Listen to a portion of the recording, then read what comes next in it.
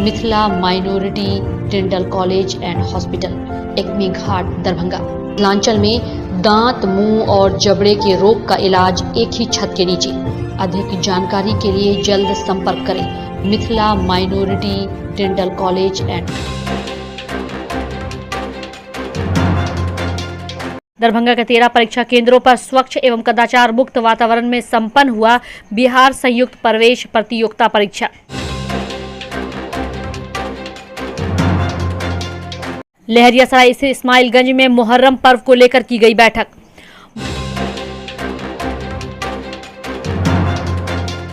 लहरियासराय थाना ने एक शराब कारोबारी के साथ 50 लीटर शराब किया जब्त।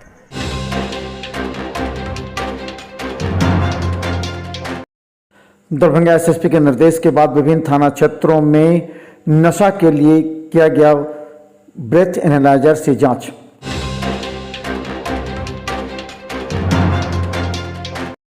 संस्कृत विश्वविद्यालय के कुलपति ने कहा कि अब वकील पर हुई कार्रवाई, उन्होंने इस्तीफा दिया है कोर्ट के आदेश के बाद भी।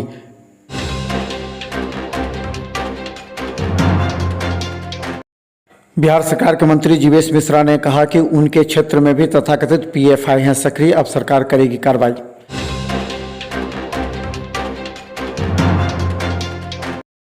दरभंगा के तथाकथित पत्रकार अब्दुल्ला को पुलिस ने गिरफ्तार किया, नशे के आरोप में भेजा जेल।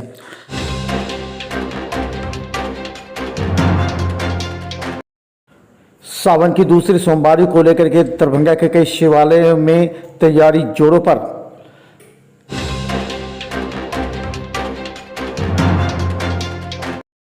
दरभंगा ने 57 पर सड़क दुर्घटना में एक की मौत, शव पहुंचा डीएमसीएच पोस्टमार्टम।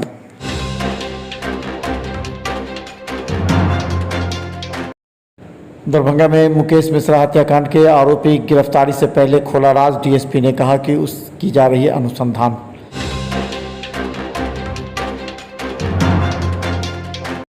दरभंगा एसएसपी के नेतृत्व में होने वाले क्राइम मीटिंग से पहले डीएसपी कृष्णनंदन कुमार ने लहरियासराय थाने पर की कांडों की समीक्षा बैठक।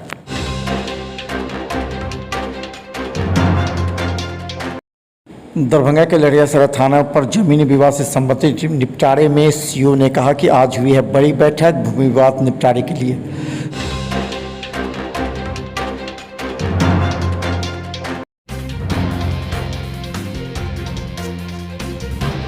परीक्षा।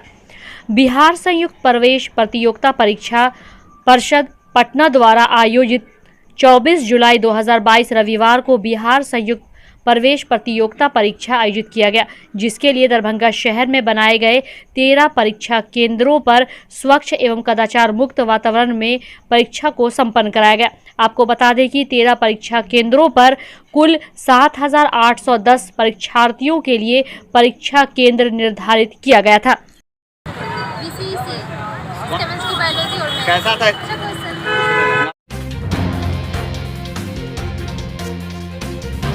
में बताया जाता है कि लहरियासराय थाना ने लहरियासराय थाना क्षेत्र अंतर्गत मोहल्ला बेलवागंज अनहरिया बाग से छापेमारी किया।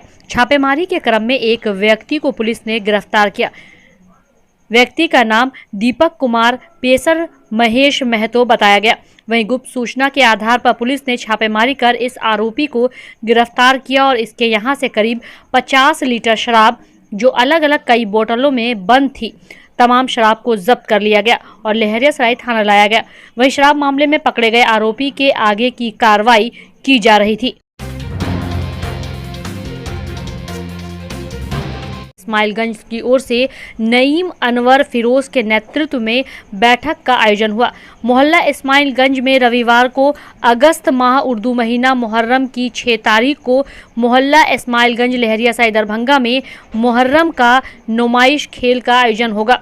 वहीं बैठक में दर्जनों लोगों ने शिरकत किया। उम्मीद की जा रही है कि 30 या 31 जुलाई से मुहर्रम शुरू हो जाएगा और संभवतः 9 अगस्त को मुहर्रम की 10वीं तारीख होगी, लेकिन चांद के हिसाब से मुहर्रम के एक दिन आगे पीछे भी हो सकता है।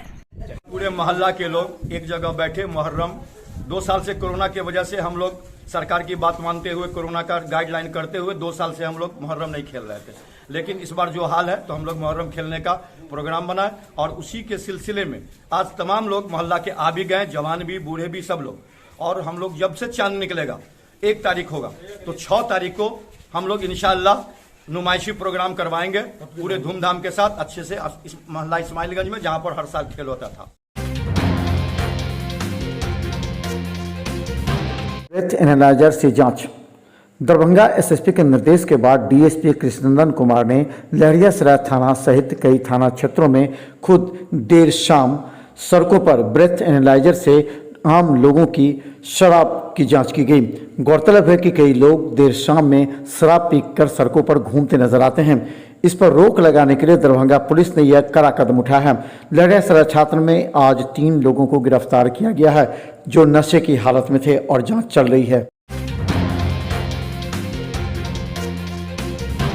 दरभंगा डीएसपी कृष्णनंदन कुमार ने कहा कि पिछले दिनों आईटी सेल ने तथाकथित पत्रकार अब्दुल्ला को पूछताछ के लिए गिरफ्तार किया था। उसके पास से गांजा मिला था जो सिगरेट में भरा हुआ था। उसे पूछताछ के बाद जेल भेज दिया गया है।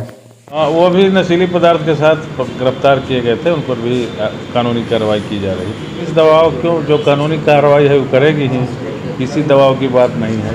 इस पर अनुसंधान किया जाए।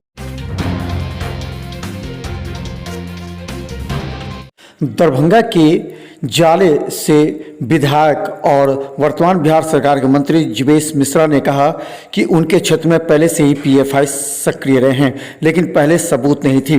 अब सबूत मिल गई है, इसलिए सरकार कार्रवाई करेगी। उन्होंने पहले से पीएफआई के सक्रिय होने की बात कही। तथाकथित रूप से लोगों ने उसमें भी पीएफआई का नाम लिया था और पीएफआई से जुड़े हुए लोगों ने पिछले चुनाव में चुनाव लड़ने का भी वहां से काम किया। तो पीएफआई की सक्रियता दरभंगा में कहीं न कहीं बनी हुई थी, लेकिन उसके खिलाफ जब तक कोई साक्ष्य, कोई प्रमाण नहीं आती है, तब तक सरकार किसी प्रकार की कोई कार्रवाई नहीं करती है। इस समय साक्ष्य जुटा ली है सरकार। जिस प्रकार का वातावरण पटना से बना है और वो सभी साक्ष्य को देश की सर्वोच्च संस्था जांच कर रही है और इसमें जो भी दोषी पाए जाएंगे वो बख्शे नहीं जाएंगे।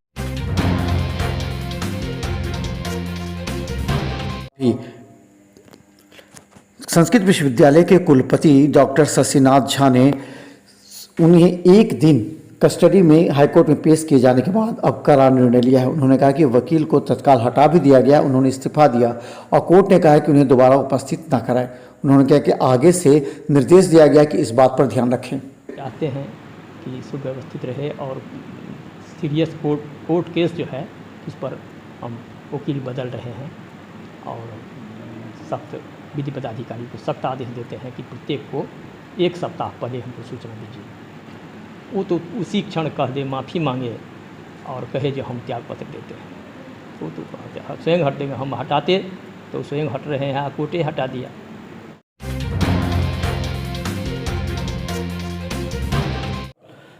इस बार कोरोना के 2 वर्ष के बाद सावन में लोगों का उत्साह अधिक देखने को मिल रहा है। धर्मेश्वर नाथ मंदिर में सोमवारी दूसरी होने की वजह से तैयारी जोर शोर से की जा रही है। यहाँ के समिति के द्वारा श्रद्धालुओं को भगवान के जलाभिषेक की तैयारी की पूरी व्यवस्था की गई है। धर्मेश्वर नाथ का मंदिर है, PM टैंक मंदिर में व्यवस्था इस बार 3 साल के बाद कोरोना का हट रहा है और भक्त का भीड़ होने का चांस है और बाबा 5:30 बजे तक पूजा बाबा का हो जाएगा। उसके बाद आम पब्लिक जल अभिषेक करें।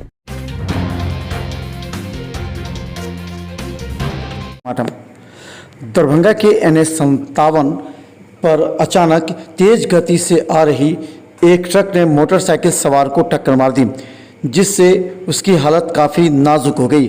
स्थानीय लोगों ने दरभंगा DMCH लाया, जहां इलाज के दौरान उसकी मौत हो गई। हालांकि तत्काल परिजनों को सूचना दी जा रही है।